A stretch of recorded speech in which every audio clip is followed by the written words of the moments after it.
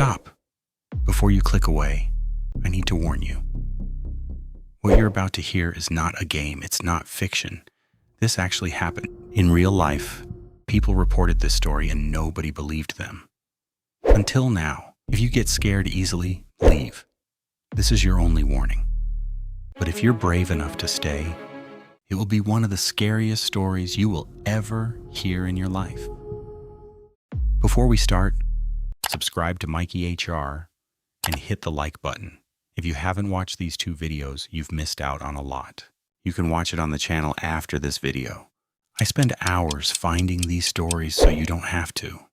It takes 2 seconds, and it means everything. Now, turn off the lights. And let's begin. I started the day happy. It's Saturday, and I had more energy than I usually do in the mornings.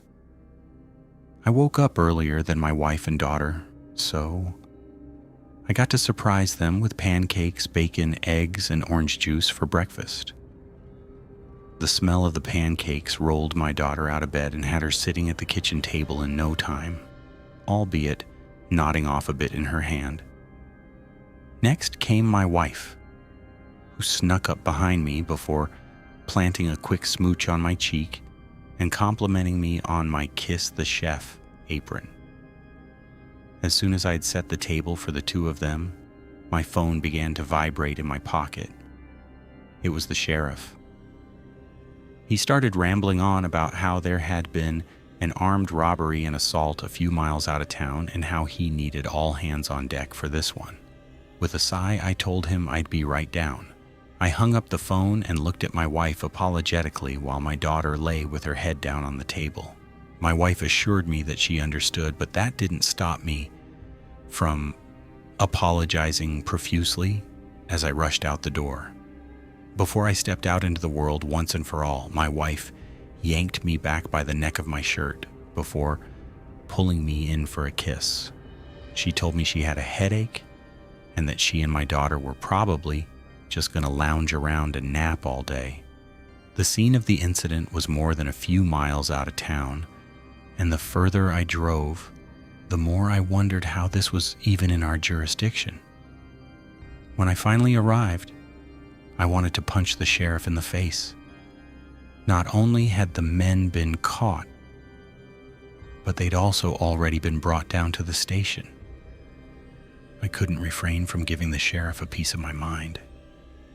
He had me driving all the way out here on my day off, wasting time that could have been spent with my wife and kid. Just for the case to already be closed when I get here, he apologized. But it didn't make me less irritated. He told me they expected it to be a manhunt, but the 2 men responsible for the assault surrendered the minute they saw the flashing blue lights. Cut and dry. I did soften a bit when I realized I didn't have to stay any longer. I could just get back and pretend nothing even happened. And that's what I planned on doing. I hopped in my car and set the GPS to home. I drove for 30 minutes, then 45, then an hour. All while Siri kept announcing the directions. Turn right here. Left turn here. Stay straight for 8 miles. After an hour and a half, I realized that not only was I nowhere near home, but I couldn't recognize where I was, period. I was surrounded by trees with nothing but asphalt beneath me.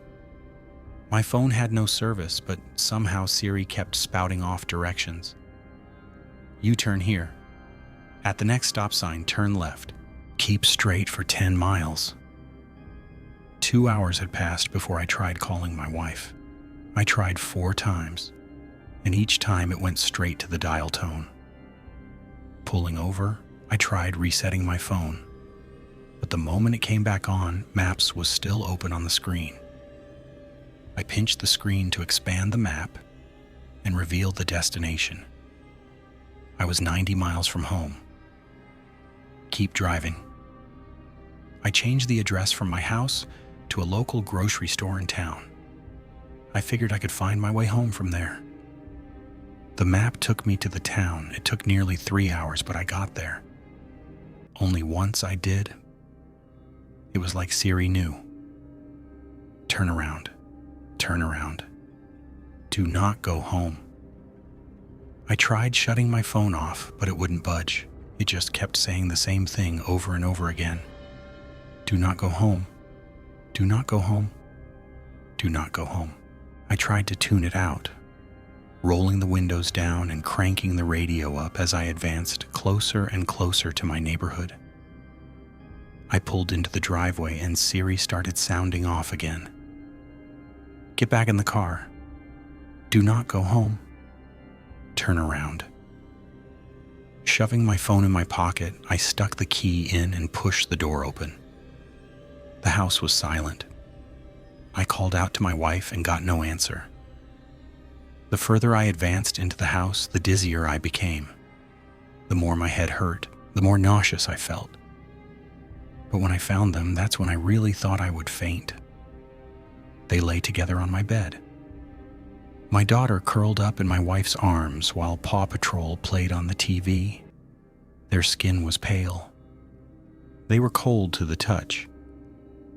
Neither of them moved, no matter how loud I screamed their names.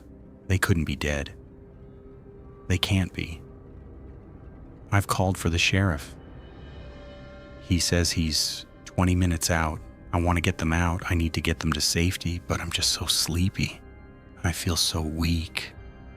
I can't even think clearly. I'll get this all sorted out as soon as I wake up. We'll be okay. If you're still here, you just made it through one of the scariest stories you will ever hear in the internet. Most people clicked away. You didn't. That means something. I want to know, and do you think this actually happened? Or is it just a story? Drop your answer in the comments. I read every single one. And if this video gave you chills or kept you up at night, hit the like button. It takes 1 second and it tells me you want more stories like this. Subscribe to Mikey Blocks and turn on the bell, because the next story I found is even darker than this one. You don't want to miss it. Until next time, stay safe out there.